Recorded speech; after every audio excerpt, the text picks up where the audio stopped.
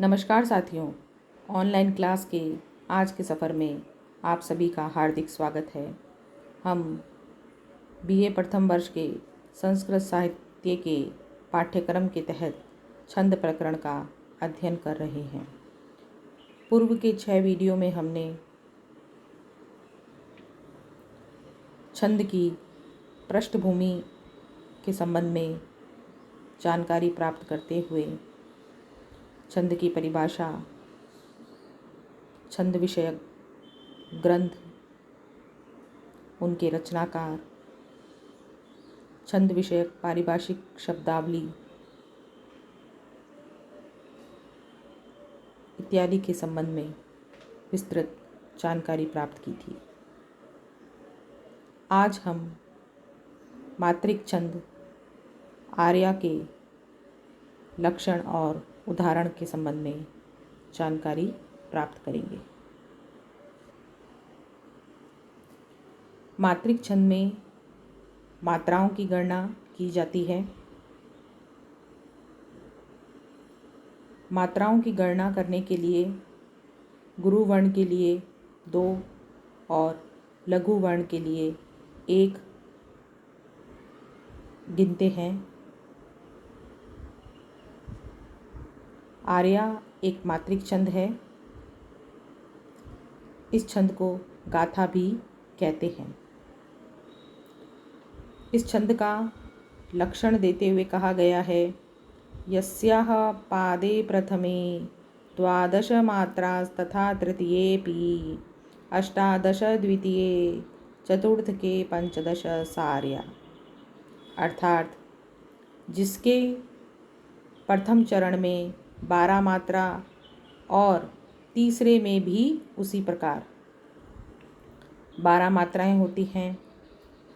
18 द्वितीय दूसरे चरण में 18 मात्राएं, चतुर्थ के 15 और चौथे चरण में 15 मात्राएं होती हैं। सा आर्या, वह आर्या छंद होता है। साथियों, छंद के जो लक्षण बताए गए हैं उनमें भी यदि आप गुरु लघु व्यवस्था करके यदि मात्रिक छंद है तो उसकी मात्राओं की गणना करके, और यदि वर्णिक छंद है तो उसमें गण व्यवस्था करके छंद का लक्षण घटित कर सकते हैं। जैसे यहाँ पर आर्या छंद का लक्षण दिया गया है और इसमें मैंने गुरु लघु व्यवस्था कर रखी है। तो आप देखेंगे कि इसके प्रथम चरण में 12 मात्राएं हैं। उसी प्रकार तीसरे चरण में भी 12 मात्राएं हैं। दूसरे चरण में 18 मात्राएं हैं और चौथे चरण में 15 मात्राएं हैं। इस प्रकार आर्या छंद के लक्षण में आर्य छंद के लक्षण पूर्णतः घटित होते हैं। अब हम आर्या छंद का उदाहरण देखेंगे।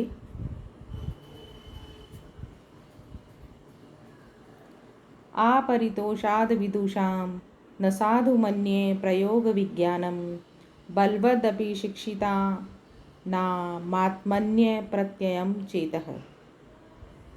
साथियों, प्रस्तुत श्लोक अभिज्ञान शाकुंतलम से लिया गया है। इसमें 4 चरण हैं। प्रथम चरण में 12 मात्राएं हैं और तृतीय चरण में भी 12 मात्राएं हैं। इसके दूसरे चरण में 18 मात्राएं हैं और चौथे चरण में 15 मात्राएं हैं। इस प्रकार इस उदाहरण में आर्या छंद के लक्षण पूर्णतः घटित होते हैं। अतः यह आर्या छंद का उदाहरण है। अब हम एक अन्य उदाहरण देखेंगे।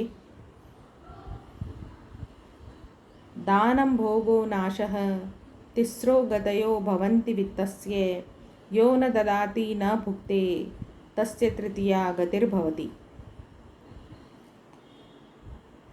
इस श्लोक के प्रथम पंक्ति में 12 मात्राएं हैं, उसी प्रकार तृतीय पंक्ति में भी 12 मात्राएं हैं।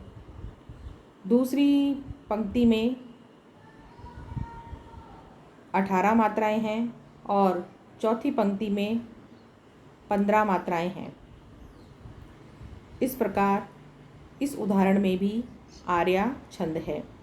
साथियों, इस उदाहरण की जो चतुर्थ पंक्ति है उसका अंतिम वर्ण लघु है, परंतु मैंने आपको छंद की पृष्ठभूमि में यह स्पष्ट कर दिया था कि कहीं कहीं पर छंद पूर्ति के लिए चरण के अंत में लघु को गुरु और गुरु को लघु मान लेते हैं। तो यहाँ पर भी छंद पूर्ति के लिए चौथे चरण के अंतिम वर्ण को लघु होते हुए भी हम उसे गुरु मान लेंगे और गणना करने पर चतुर्थ चरण में 15 मात्राएं आएंगी। इस प्रकार इस श्लोक में भी आर्या छंद माना जाएगा। साथियों, आज इतना ही। आपने इस वीडियो को देखने के लिए अपना अमूल्य समय दिया, इसके लिए आप सभी का बहुत बहुत धन्यवाद। अगले वीडियो में हम वर्णिक छंदों के संबंध में जानकारी प्राप्त करेंगे। धन्यवाद।